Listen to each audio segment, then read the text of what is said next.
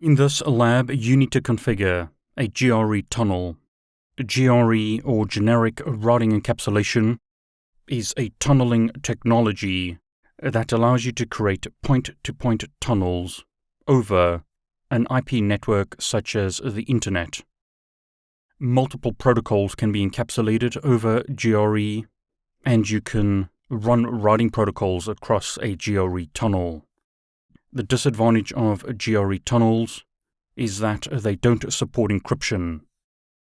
If you want the added benefit of GRE encrypted tunnels, you typically encapsulate a GRE tunnel over an IPSec tunnel. IPSec provides the encryption. GRE allows you to encapsulate multiple protocols and run routing protocols across the GRE tunnel. Cisco devices now support many types of tunnels, such as DMVPN and others, but GRE is one of the oldest and most simple tunneling technologies. In this lab, you need to configure a GRE tunnel from customer 1 to customer 2 via the Internet routers in the topology. There are 3 Internet routers: ISP router 1, ISP router 2, and ISP router 3. Each of these routers is running BGP in a separate autonomous system. The BGP configuration has already been completed, and as you can see here, ISP router 2 has 2 BGP relationships. So show IP BGP summary shows us that the router has 2 BGP relationships. One relationship to ISP 1 and another to ISP 3. Here are the list of tasks that you need to complete in this lab. You need to configure customer routers C1 and C2, in other words, this router and this router, to use DHCP IP addresses on gigabit 001 and static IP addresses as shown in the diagram on gigabit 0/0/0.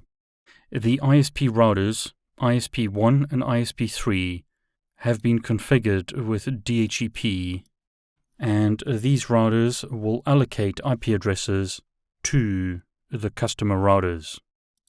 So you need to configure these interfaces with DHCP and these interfaces with static IP addresses.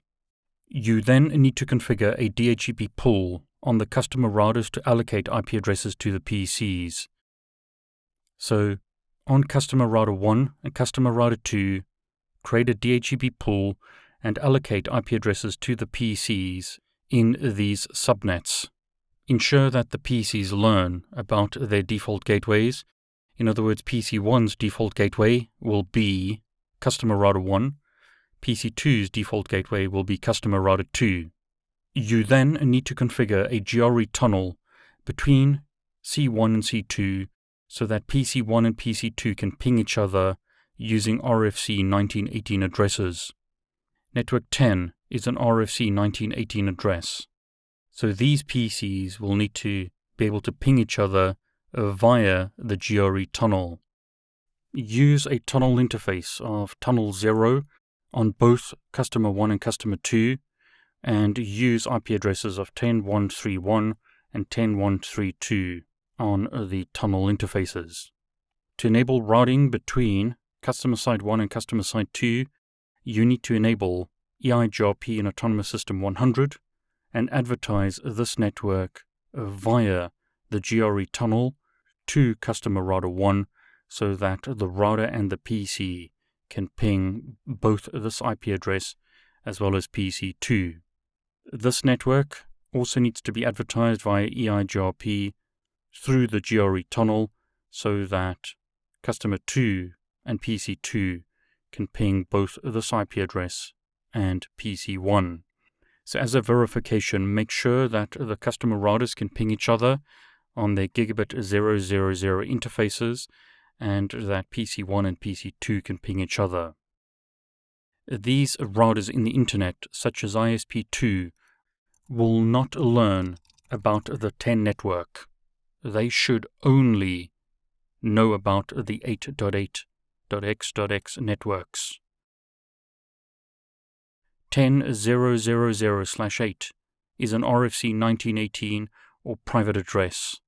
So we are going to tunnel private addresses through the internet via a GRE tunnel so that these devices can ping each other, even though the ISP routers don't know about those networks.